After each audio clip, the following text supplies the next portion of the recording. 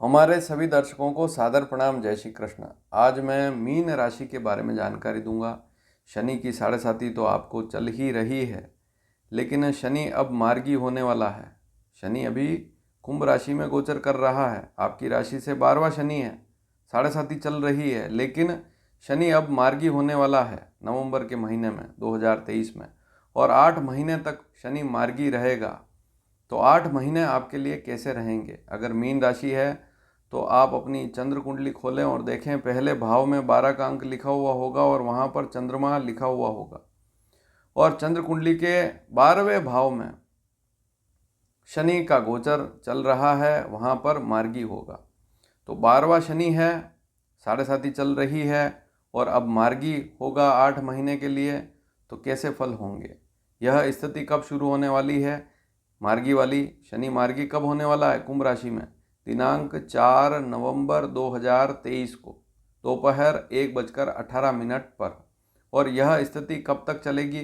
29 जून 2024 रात्रि 12:13 तक। तो वहाँ पर 30 जून मानी जाएगी।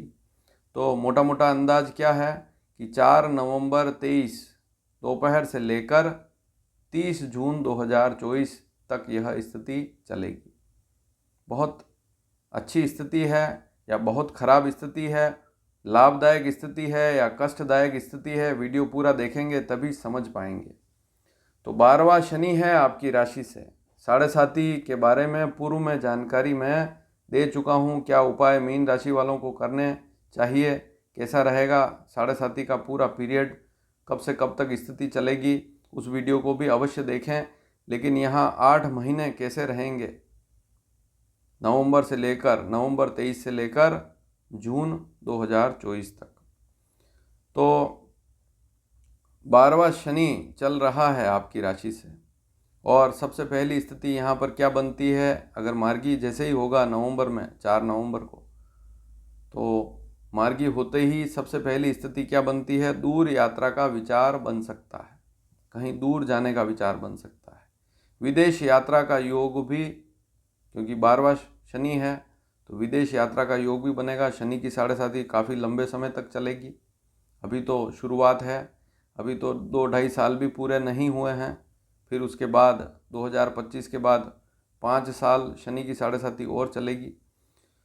तो सबसे पहली स्थिति अभी जो ये 8 महीने हैं मार्गी स्थिति जो है शनि की, इसमें सबसे पहली स्थिति क्या है? दूर स्थान पर यात्रा का योग बनेगा, या इसके अलावा विदेश यात्रा का विचार भी बनेगा। तो यात्रा का योग अब बनने वाला है। यात्रा से संबंधित कोई रुकावट आ रही थी, मान लीजिए कहीं बाहर जाना है, विदेश जाना है, तो वहाँ नहीं जा पा रहे हैं किसी कारणवश, तो अब योग जरूर बनेगा। अगर आप नौकरी करना चाहते हैं विदेश में, तब भी योग बनेगा। तो कुल मिलाकर बाहर जाने का योग बनेगा। और अपने शहर को छोड़कर किसी अन्य शहर में जाकर नौकरी करना, व्यापार करना, ऐसा योग भी बनेगा। तो कुल मिलाकर बाहरी स्थानों से लाभ वाली स्थिति अब बनने वाली है। अब अगली स्थिति क्या हो सकती है? अपनी वाणी पर थोड़ा सा लगाम लगाएं, वाणी पर ध्यान देवें। शनि की दृष्टि आपकी वाणी पर है। अगर आप वाणी पर लगाम नहीं लगाएंगे तो मित्र और रिश्तेदार, जो भी रिश्तेदार हैं, मित्र हैं, उनसे कलह झगड़ा हो सकता है।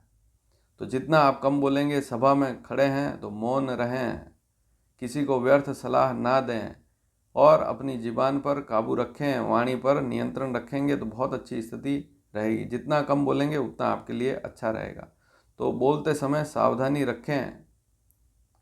ज्योतिष इसीलिए बना है कि पहले से ही आप जागरूक हो जाएं। वाणी पर जितना ध्यान देंगे उतना आपके लिए अच्छा रहेगा।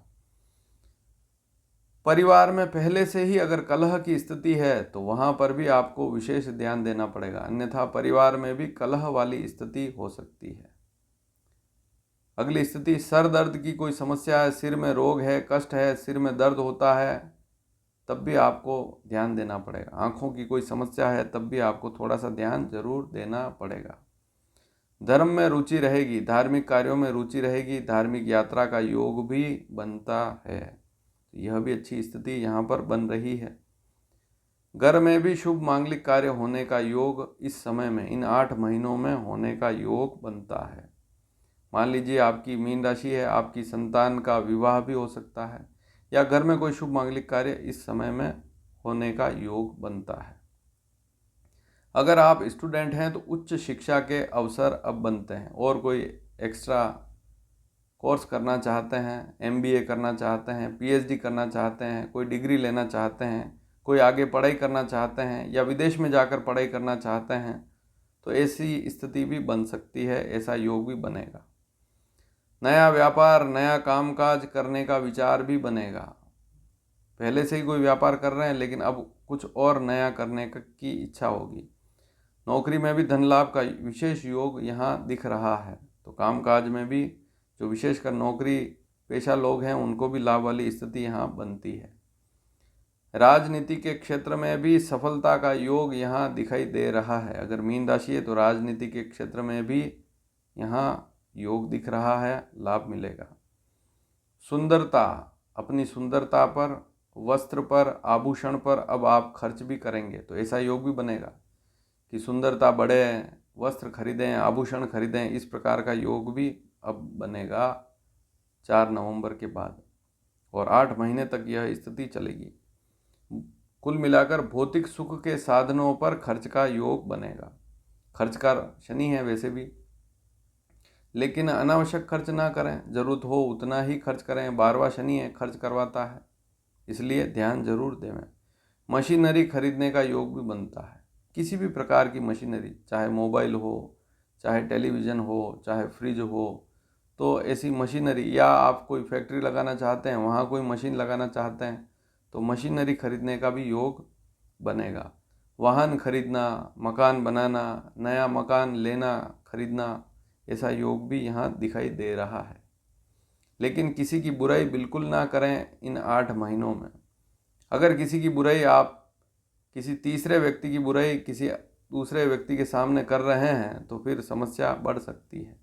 तो आप किसी भी व्यक्ति की बुराई ना करें तो अच्छा रहेगा। वैसे भी हर व्यक्ति को इस बात पर ध्यान देना होता है कि हो सके जहाँ तक किसी की भी बुराई ना करें, किसी को व्यर्थ सलाह बिल्कुल ना देवें। इस बात पर भी अगर मीन राशि है तो ध्यान देवें। मित्रों को, रिश्तेदारों को कहीं उधार पैसा आप भूल कर भी ना देवें, वो पैसा चला जाएगा, फिर साढ़े साथी भी चल रही है, आप मांगेंगे तब भी वह पैसा आपके पास नहीं आएगा। इसलिए पैसा आप खुद की सुविधा पर खर्च करें तो ठीक बात है, या उसको बचाने की कोशिश करें, और पैसा बचता भी है तो किसी को उधार बिल्कुल ना देवें। लेन देन में विशेष सावधानी रखें। अगर कोई बड़ा लेन देन कर रहे हैं, पैसा किसी को देकर कोई वस्तु खरीदना है या कोई भी बड़ी खरीदारी है, तो लेन देन में भी सावधानी ज़रूर रखें। तो आपने जाना कि मीन राशि वालों के लिए यह शनि, मार्गी शनि 8 महीने तक क्या फल दे सकता है, क्या सावधानियां रखनी है, लाभदायक है या कष्टदायक है। वीडियो पसंद आए तो सबसे पहले लाइक कीजिए वीडियो को शेयर भी कीजिए, चैनल को सब्सक्राइब करना बिल्कुल ना भूलें। धन्यवाद। जय श्री कृष्ण।